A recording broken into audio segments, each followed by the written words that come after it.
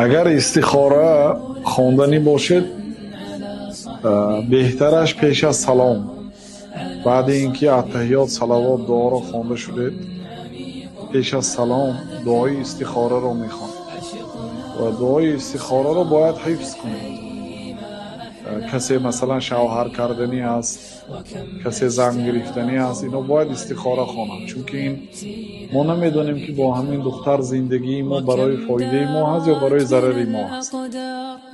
این دختر هم نمیدونند که به همین فلانی شوهر کردن برای فایدهش است یا برای ضررش است. این کارهای کلان حساب میشد. اینا باید استخاره کردن بکنند. استخاره طلب خیریت. ما نمیدونیم که کمی کار خیر است یا نه، میگیم که الان تو اختیار کن، کدامش خیر باشد تو همون اختیار کن. من به زید شوهر کنم یا به عمر، من فاطمه رو بزنیگیرم یا خدیجه رو مثلا، یا همین فلانی رو که امروز ما به خواستگاریش رفته ایستادیم همین رو من خانه‌دار شوم. آیا همین برای دین دنیا آخرتی من اگر فایده داشته باشد همین خانه‌داری کنم، اگر این برای دین و دنیا آخرتم ضرر می آورده باشد این از من دور کنو، برای من عوضی نیک دینه. به زبان عربی گفته میشد اللهم انی استخیرک بعلمی و استقدرک بقدرتک و اسألک من فضلک العظیم این کنت تعلم و یسمی حاجته، نامی ما حاجته میگرید.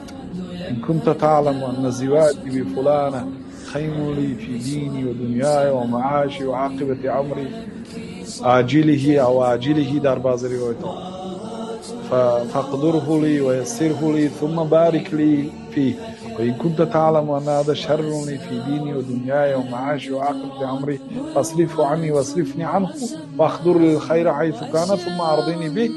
سانی من راضی کن. سلام علیکم رحمت الله. سلام علیکم رحمت الله. اکنون آیا این دعای استخاره به زبان تاجیکی گفته میشد یا نمیشد؟ ظاهرا گفته نمیشد. برای چی؟ برای آنکه راوی حدیث میگه که کان رسول الله صلی الله علیه و سلم یعلمنا الاستخاره کما یعلمنا سوره من القرآن. پیغمبر صلی الله علیه و سلم برای ما استخاره را تعلیم میدادند خیلی که یک سوره قرآن را تعلیم میداد. این دلالت میکند که اگر مثل سوره قرآن تعلیم دهند یعنی باید خیلی که سوره لیلاف قریش مثلا ترجمهش نمیخوانید، خیلی که تبت ترجمهش نمیخوانید در داخل نماز بلکه عربیش میخوانید، باید دعای استخاره هم عربیش میخوانید.